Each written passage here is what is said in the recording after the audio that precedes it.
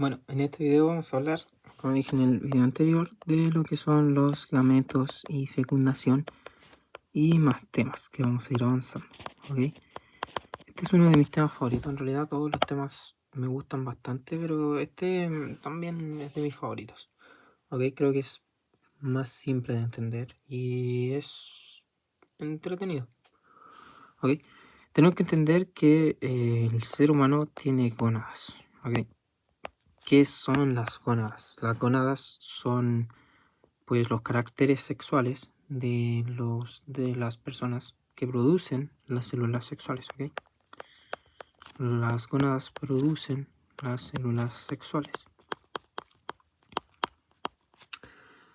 ¿Cuáles son estas gónadas, no? ¿Cuáles son estos órganos que producen las células sexuales? En el caso de las mujeres se conocen como ovarios y en el caso de los hombres se conoce como testículos. ¿Okay? No solo van a producir células sexuales, sino que también van a producir hormonas, ¿ok? Son muy importantes esta parte, ¿ok? Que se me había olvidado.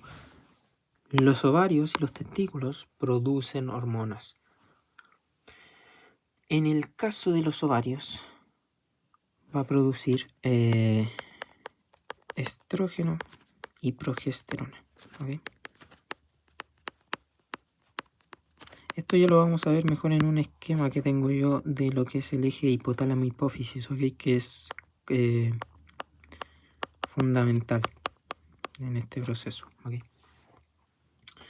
¿Ok? Produce testosterona, ¿ok? Las células sexuales son los gametos, que se producían, como ya sabemos, en lo que era la meiosis. Gametos que reciben el nombre de, en el caso de la mujer, ovocitos, y en el caso del hombre, espermatozoides. ¿Okay?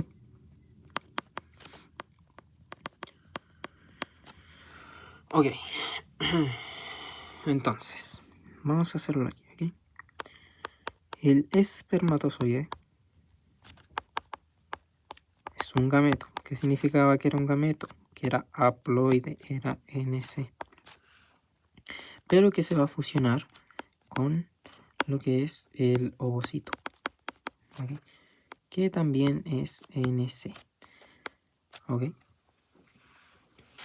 Entonces, esto nos va a generar lo que nosotros conocemos como óvulo.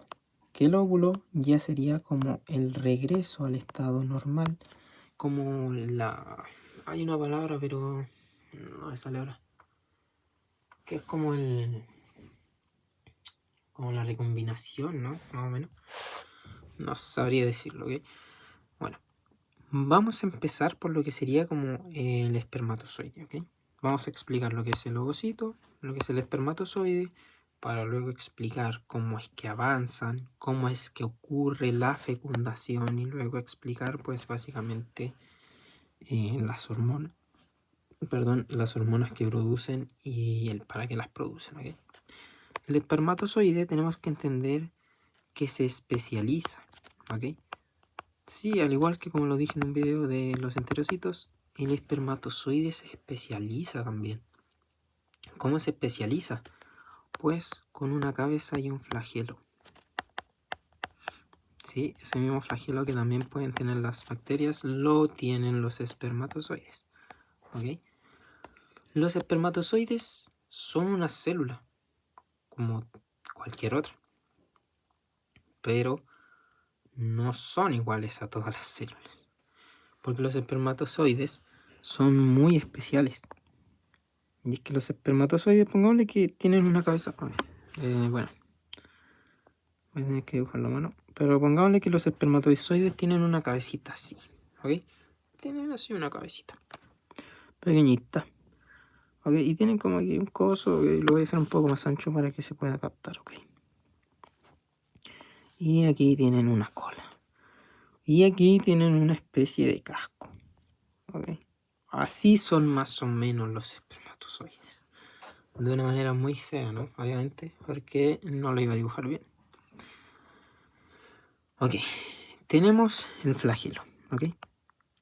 El espermatozoide tiene un flagelo. ¿Para qué tiene este flagelo?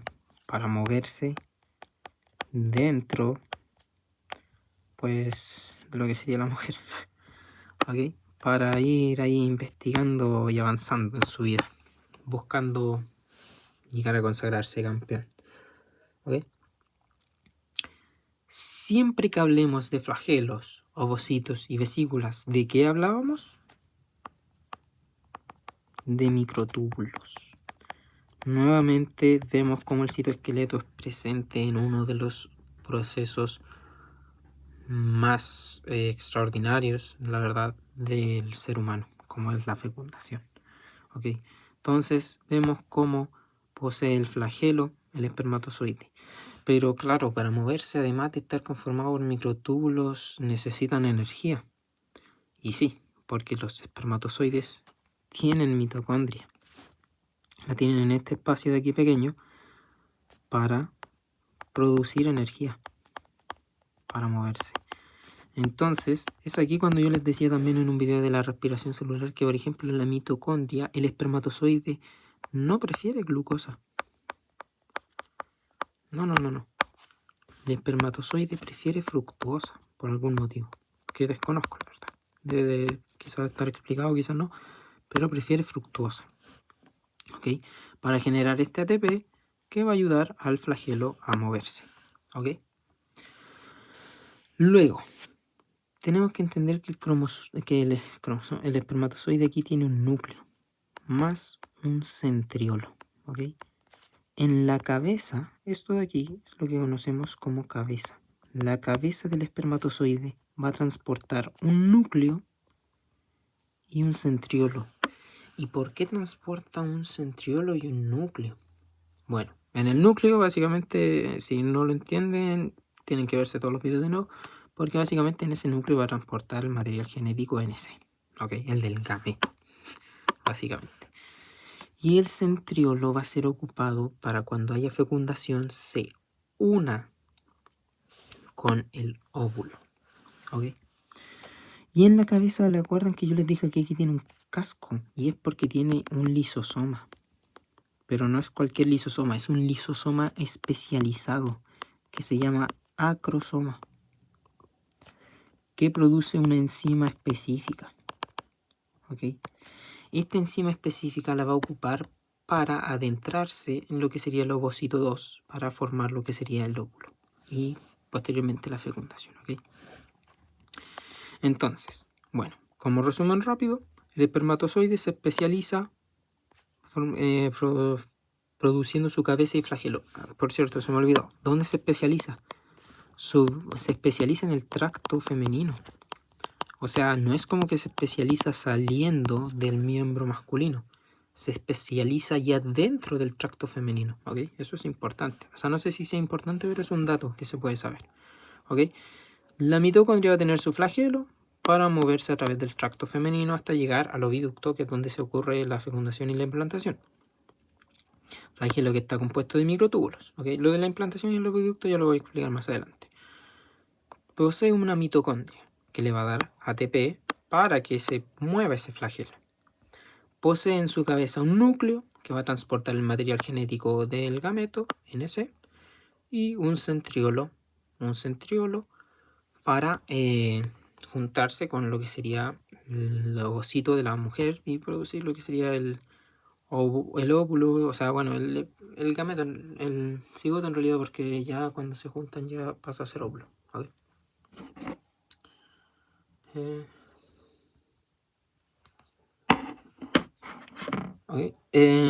Ok. ¿Qué iba? Bueno. Sí, posee este casco que es un lisosoma que se especializa y se pasa a llamar acrosoma, ¿ok? Que posee una enzima, ¿ok? Si era un lisosoma y posee una enzima, ¿cuál era la enzima principal del lisosoma? Esto tienen que aprendérselo. Es la hidrolasa. La hidrolasa es la enzima principal del lisosoma, así que todos los acrosomas van a poseer hidrolasa, ¿ok? ¿Y para qué? ¿Para qué van a tener todo esto? ¿Ok? Pues lo van a tener para lo siguiente. Ya explicamos, ¿no?, lo que sería el espermatozoide, cómo se especializa, sus componentes, sus organelos desarrollados y lo que transporta, ¿no? Acordémonos de esto, ¿ah? Tiene una mitocondria, pero en el momento de la fecundación lo que va a pasar con el espermatozoide, ¿ok?, es lo siguiente. Cuando haya la fecundación, el espermatozoide va a... Ok, le voy a hacer el casco, pero en el momento de la implantación ya no va a tener casco, ¿ok? Así que mejor no lo voy a hacer. En el momento de la fecundación, pongámosle que este es el óvulo, ¿ok?, y este es el espermatozoide, se va a desprender lo que sería esta parte de aquí, que portaba la mitocondria y el flagelo. ¿Y eso qué va a significar? Que ya lo vamos a repasar bien un poquito más adelante, pero significa que el espermatozoide solamente entrega el material genético, o sea, su gameto, NC, y un centriolo. Es lo único que aporta el espermatozoide. Y es aquí donde llega una de las cosas más importantes de la biología. Y es que el óvulo va a ser el que va a, además de dar su material genético, obviamente, es el óvulo, que además va a poner su centriolo para que se unan, el que va a aportar con el citoplasma. ¿Qué hay en el citoplasma? Todos sus organelos, o sea, es el óvulo el que va a aportar con los organelos. Es por eso que se dice que el ADN mitocondrial es proveniente solamente de la madre. Todos solamente heredamos el ADN mitocondrial de nuestras madres. Por eso es que si presentan enfermedades puede llegar a pasar algo. Porque el padre no aporta mitocondria. El padre desprende, ese espermatozoide desprende su mitocondria. Entonces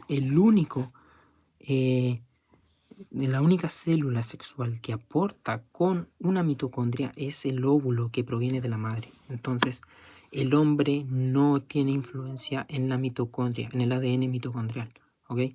Solamente lo tiene lo que sería el óvulo y la mujer, ¿ok? Ahora sí, vamos a pasar a lo que sería la ovogénesis, que como su nombre lo dice, es la creación de ovocitos, ¿ok? Aquí pasa algo que a mí me fascina, la verdad me parece muy único. Y es que las mujeres nacen con ovocitos, ¿ok? La ovogénesis inicia en la etapa fetal. O sea, cuando son fetos, inicia la ovogénesis y forman ovocitos 1, ¿ok? Pero se va a detener, ¿ok? Se detiene y se reanuda cuando llegan a la pubertad. Y ahí se van a formar ovocitos 2. Y esto es algo que es realmente muy curioso. A mí, la verdad, me parece muy curioso que sean capaces desde que nacen formar sus ovocitos, que se detenga el proceso de meiosis, porque aquí se detiene la meiosis, se detiene específicamente en la profase 1. ¿Ok? La meiosis en las mujeres, cuando nacen, ya están en profase 1 los ovocitos, y se detiene luego para reanudarse en la pubertad y formar ovocitos 2 que se detienen en metafase 2. O sea, esto es realmente algo increíble, que sean capaces de detener su producción de ovocitos y que después la reanuden en la metafase. Además de que tenemos que tener en cuenta que las mujeres nacen con cierta cantidad de ovocitos. O sea, las mujeres no generan más ovocitos, nacen con una cantidad y se quedan con esa cantidad de ovocitos. Eso es algo que igual es increíble porque, por ejemplo, los hombres tienen espermatozoides para siempre después, pero las mujeres no, se les pueden llegar a acabar sus ovocitos. Y eso es algo que no sé si es beneficioso o no, pero es algo que es muy curioso. ¿Ok? Entonces, primero ocurre la ovogénesis, ¿ok? Que inicia en la etapa fetal y se reanuda en la pubertad, ¿ok? Esto de aquí que les puse yo aquí abajo de cómo quedan los ovocitos y todo eso es información que les puede parecer interesante y que les puede llegar a ayudar si es que fuese necesario. Pero bueno, primero ocurre la mitosis. Hay una proliferación celular, hay una división celular y van formando pues las células que van a luego pasar a lo que serían gametos, ¿ok? Luego van a pasar a una meiosis. Y es que, como les dije, las mujeres nacen con ovocitos, ¿ok? Nacen con estos ovocitos y los detienen en ovocito 1 en profase 1, como les dije aquí. Luego de esto, se va a reanudar en la pubertad, ¿ok? En la pubertad se reanuda y van a formar ovocitos 2, ¿ok? Se van a detener en ovocitos 2. Aquí podemos hacer ya una distinción, ¿no? En la ovogénesis. Y es que, por ejemplo, en la etapa fetal quedan en profase 1. ¿Qué significa eso? Que no hay división, o sea, van a quedar 2N, 4C. Pero cuando pasan a la pubertad van a pasar a metafase 2. O sea, ya va a haber una reducción del material cromosómico. Van a haber solamente N2C. ¿Ok? Y se van a mantener ahí. En la pubertad se mantienen en ovocitos 2. Y no es hasta que hay fecundación que se forman los óvulos. Muchas personas se equivocan y dicen que, bueno, esto lo voy a explicar más adelante, pero que en el ovario, cuando se estimula lo suficiente y se hace el pic de LH y se produce la liberación del óvulo, en realidad no se está liberando un óvulo, está mal dicho eso, se está liberando un ovocito 2. ¿Ok? La LH no libera un óvulo, libera un ovocito 2. Solamente el ovocito 2 pasa a llamarse óvulo cuando hay fecundación. Si no hay fecundación, no hay óvulo. ¿Ok?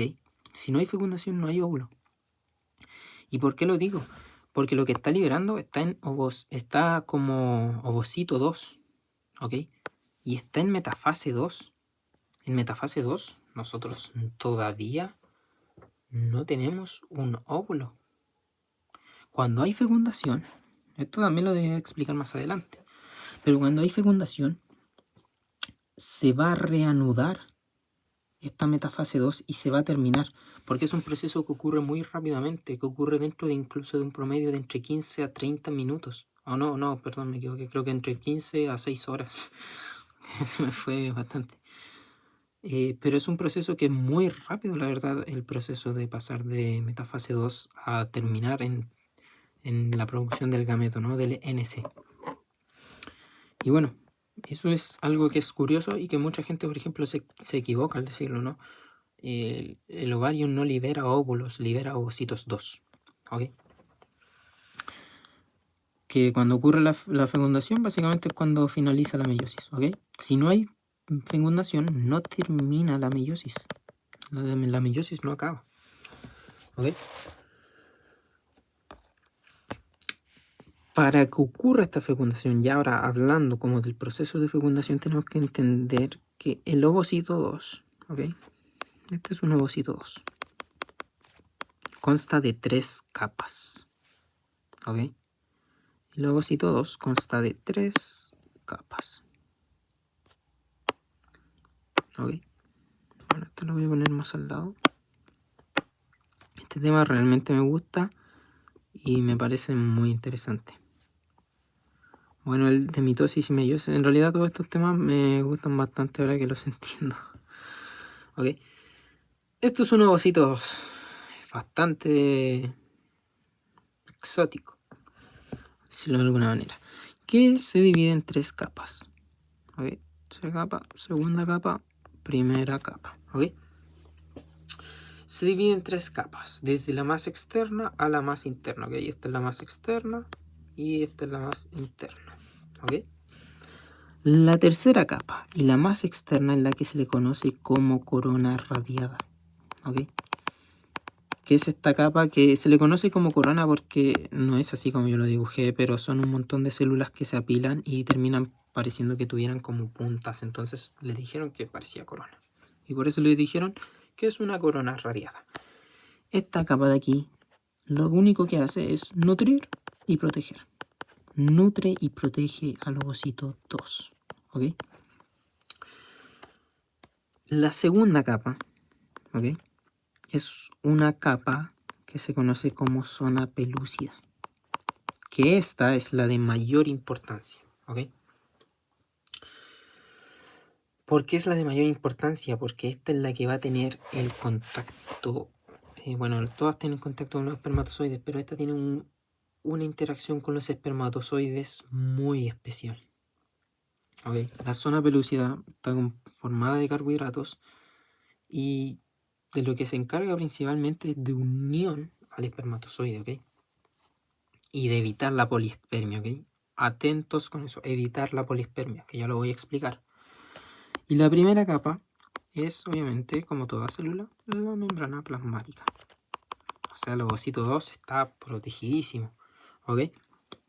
Membrana plasmática que cuando se produzca la fecundación va a producir una reacción que se llama reacción cortical, ¿ok? Que es aquí donde también entra un proceso clave de lo que es la zona pelúcida, ¿ok? Esta reacción cortical lo que hace es mandar una señal. ¿Manda una señal a quién? A la zona pelúcida. Ya, bueno, ya voy a explicarlo, pero manda una señal a la zona pelúcida que le dice endurécete. ¿Y qué hace ese endurecimiento? Que evite la polispermia. Polispermia viene de muchos espermios, ¿ok? ¿Y por qué quiere evitar la polispermia? Pues porque no queremos mucho material genético, ¿ok? Se puede producir errores, ¿ok?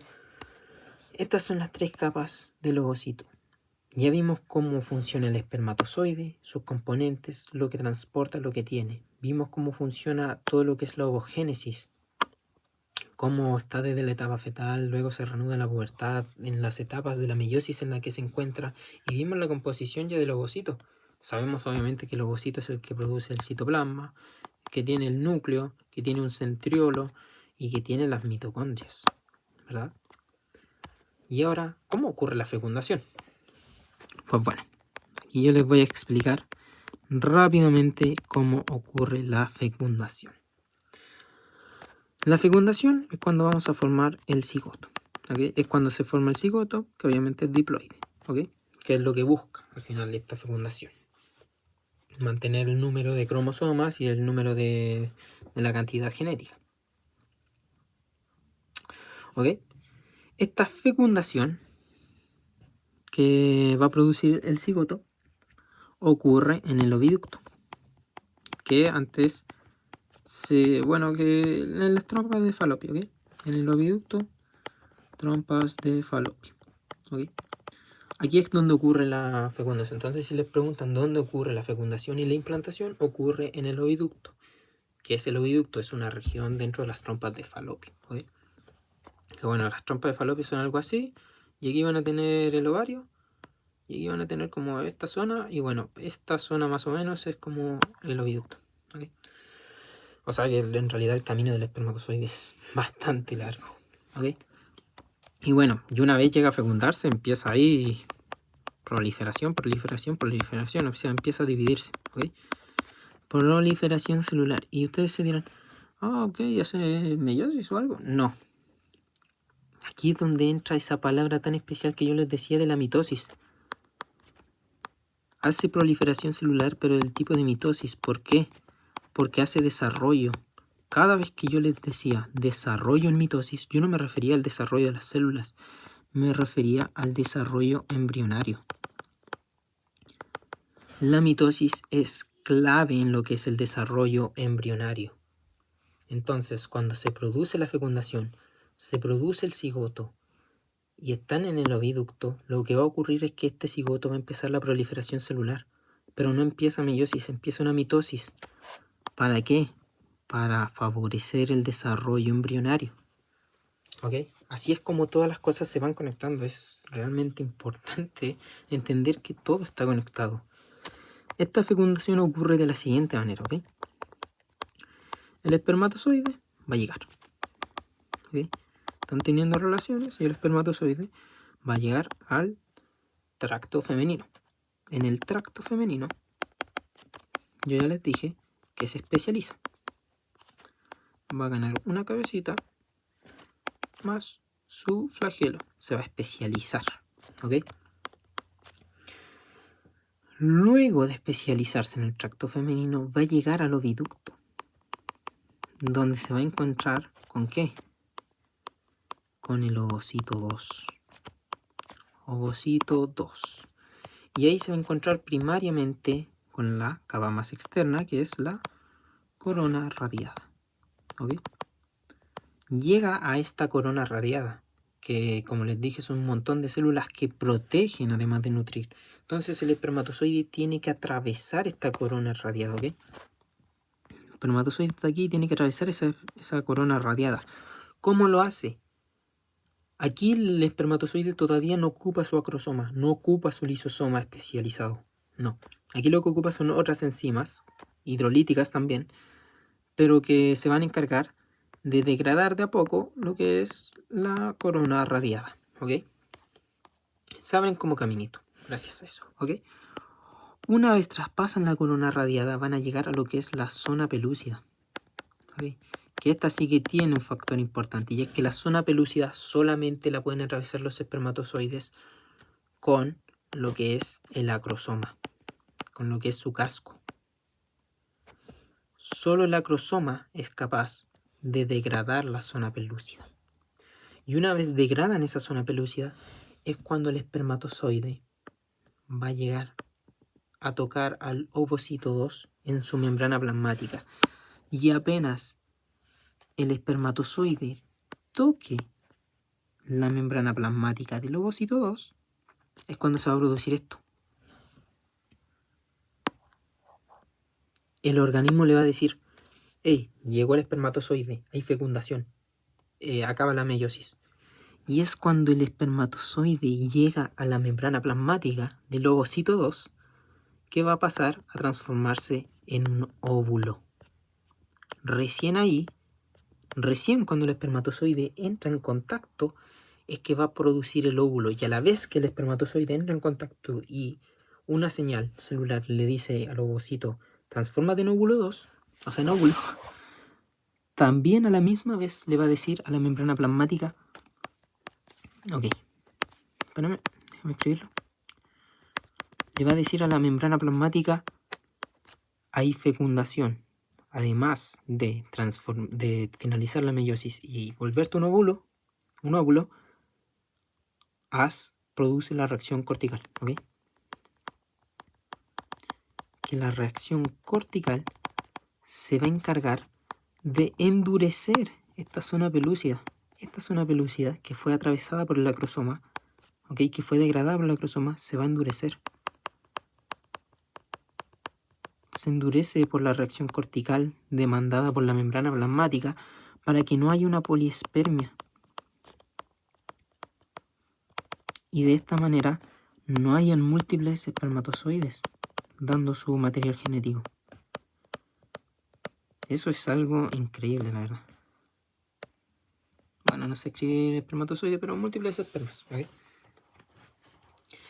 Y cuando llega a tocar, obviamente, y se fusionan, ¿no? Se fecunda el óvulo con el espermatozoide va a dejar su núcleo con su centriolo, que se va a adentrar en el óvulo, que también va a aportar su núcleo y su centriolo, y juntos van a formar un cigoto, 2N2C, que a partir de la mitosis va a producir un desarrollo embrionario y va a ir creciendo, hasta formar lo que conocemos como un embrión.